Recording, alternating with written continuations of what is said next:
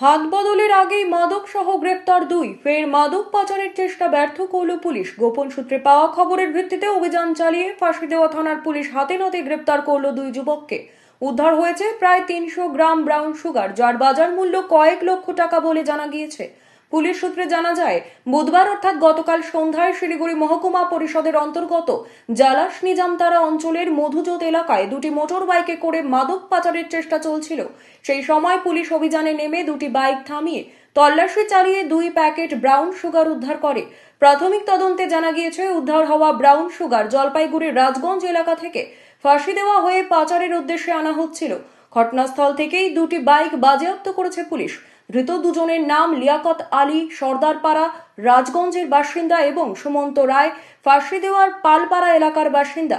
ধৃতদের আজ শিলিগুড়ি মহকুমা আদালতে তোলা হয়। ফাঁসি দেওয়া থানার পুলিশ সূত্রে জানা গিয়েছে, এই মাদক কোথায় এবং কার কাছে পৌঁছানোর কথা ছিল তা জানার জন্য তদন্ত শুরু হয়েছে।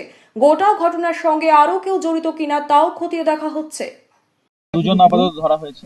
এটা ইনভেস্টিগেশনের ব্যাপার, এখনই বলা যাবে না। দেখা যাক, ইনভেস্টিগেশন চলছে, পরে বলতে পারবো।